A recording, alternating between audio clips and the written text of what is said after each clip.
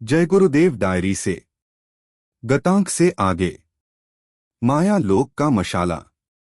स्वर्ग बैकुंठ के ऊपर केवल स्त्रियों का लोक है, जिसको हिंदी में माया लोक कहते हैं।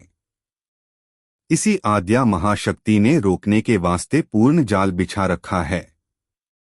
निरंजन भगवान ने अपना पूरा आधिपत्य माया को दे रखा है, जीवों को फंसाने के लिए।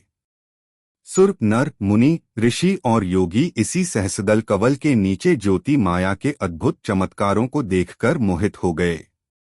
इसी स्थान पर माया का सच्चा हिंडोला पड़ा है। यहाँ पहुंचकर कितने झूल गए और इसी माया ने अपने मसालों को देकर वापस भेज दिया। गले का हार बनकर सबके साथ झूल जाती है, जिसे छोड़ना साधक के लिए असंभव है। जो वहां मोहित हुआ कि जड़ माया गले बंधी। अपना साधन 25। शक्ति लोक में गुरु के प्रति अभा। यह लोक बैकुंठ के ऊपर है। यहाँ पर सर्वत्र दाएं बाएं ऊपर नीचे स्त्रियां ही स्त्रियां हैं। गुरु बिना कौन बचेगा? किसमें हिम्मत है जो अपने बल से बच जाए? जैसे राज्य पाकर मद आ जाता है, उसी तरह माया का कृत्य देखकर सब भूल जाता है।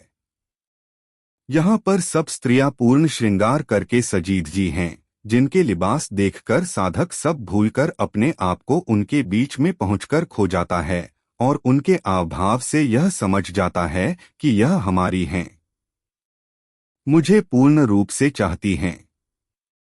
यहीं रहूं, इनको छोड़कर कहीं न जाऊं और गुरु हमारे खेल को बिगाड़ न दें। वहां पर यह भाव उत्पन्न रहता है कि गुरु की क्या जरूरत है, मुझे गुरु से कोई मतलब नहीं, और जब हमने उनसे कोई मतलब नहीं रखा तो फिर क्यों आएंगे? अपना साधन 26। शक्ति लोक के दृश्य। मैं एक रात्रि में यह नृत्य देख रहा था। देखते देखते सब कुछ भूला और ऊपर आंखें उठाकर देखता हूँ, असंख्यों कतारें स्त्रियों की लगी हैं और विचित्र कलाओं में नृत्य हो रहा है। अद्भुत कतारें बन जाती हैं। मैं क्या कहूँ? कुछ कहते बनता नहीं है। शक्ति लोक में यह दृश्य क्षण हर समय होता रहता है। साधक अपने भाग्यों की सराहना करता है, परंतु गुरु इसे बताएगा कि शक्ति लोक का नृत्य लाभकारी है या नुकसानदेह है। परंतु साधक का अनुभव मनपसंद सुखकारी मालूम होता। इस शक्ति लोक के नाके पर ज्योति माया विराजमान है, जिसको जगत मातेश्वरी कहते हैं। निरंजन देव भगवान की अर्धांगिनी, इसी का नाम शिव शक्ति माता, और पुरुष के नीचे शिव पार्वती, विष्णु लक्ष्मी, ब्रह्मा सावित्री, यह अलग हैं। सब लोग एक न समझ लें। खेल बिगड़ने पर गुरु के प्रति नाराजगी। मुझे यह दृश्य देखकर यह अनुभव हुआ कि गुरु की जरूरत नहीं। एकाएक गुरु उसी स्थान पर आ गए। खेल जो हो रहा था वह सेकेंडों में खत्म हो गया। वह नृत्य खत्म होते ही गुरु के प्रति नाराजगी पैदा हुई। एक आवाज उसी स्थान पर आई कि गुरु से नाराज मत हो, गुरु सदा तुम्हारी रक्षा करते हैं। जब गुरु के पास गया तो गुरु ने चेष्टा देखकर कहा कि जो तुम वहां देखते थे और खेल बिगड़ने पर नाराज से हो, शिवनेत्र खुलने पर दिखाई देता। बेटा, तुम्हें मालूम नहीं है कि माया ठग लेती है और साधक के प्रेम को खत्म कर देती है। अपना साधन 27। गुरु कृपा से शिवनेत्र की प्राप्ति संभव शिवनेत्र कलियुग में खुलता है।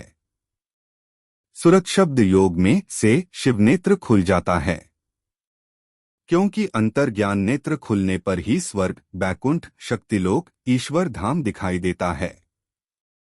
गुरु के चरणारबिंद स्मरण करने से दिव्य आँख हो जाती है। शिवनेत्र प्रचार करने वाले अनुभवी महात्मा बहुत कम हैं। केवल उदरपूर्ति हेतु धर्म का प्रचार होने से और पैसे मांगने पर शिवनेत्र कोई नहीं खोल सकता है। स्त्री पुरुषों के लिए कलयुग में शिवनेत्र सुरक्षब्द योग की साधना से खुल जाता है। ऐसा मेरा निजी विचार है, क्योंकि गुरु के पास मैं भी गया था। हमारे ऊपर गुरु कृपा हुई। फंसना सुगम, निकलना मुश्किल। साधक के लिए बहुत बाधाएं हैं।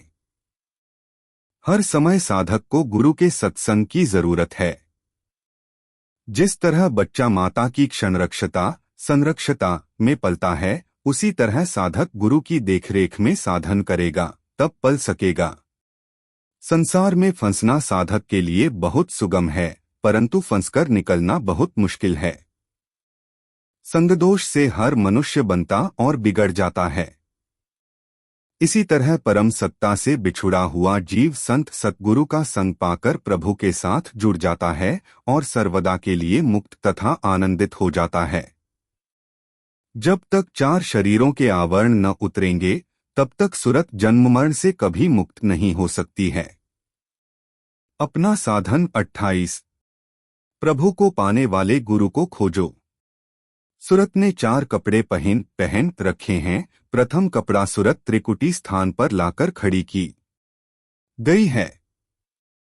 इसी त्रिकुटी ब्रह्मस्थान पर सुरत का बहुत बड़ा स्वागत हुआ और बहुत बारीक झिल्ली सुरत के ऊपर डाली गई, जिसमें सुरत सब कुछ देखती रहे और सुरत को मालूम न हो। दूसरा कपड़ा स्वर्ग बैकुंठ में और चौथा कपड़ा मोटा कपड़ा मृत्युलोक में। अब बिना गुरु कृपा के कैसे कपड़ों को उतारे और दुहक के देश से आजाद हो। अब तो गुरु कृपा का सहारा लेना ही होगा। गुरु खोजो जो उस प्रभु को पा चुका है। शिवनेत्र पाना है तो आओ। सहस्रदल कवल में पहुंचकर ज्योति स्वरूप का दर्शन होता है। उस समय यह मालूम होता है कि इसकी किरणें तीनों लोकों का काम देती हैं। इसी से नर्क, स्वर्ग, बैकुंठ, 14 भुवन, 14 तबक, सूर्यलोक, चंद्रलोक, तारागण लोक, काकभुसुंडी, नीलगिरी पर्वत, त्रिवेणी, 84, 4 खानंडज, पिंडज, उष्मज, अस्थावर तथा सुखरुख, न्याय, ऊंच नीच, छोटा बड़ा और भी बहुत सी जातियां बनाई हैं। इनके मुंह में होकर तुलसीदास जी ने बहुत से ब्रह्मांड देखे थे और तरह तरह की रचना का अनुभव शिवनेत्र खुलने पर किया था। प्रेमीजनों, यदि शिवनेत्र पाना है और मनुष्य जीवन में रहकर शिवनेत्र खुलाना न चाहते हो तो आओ।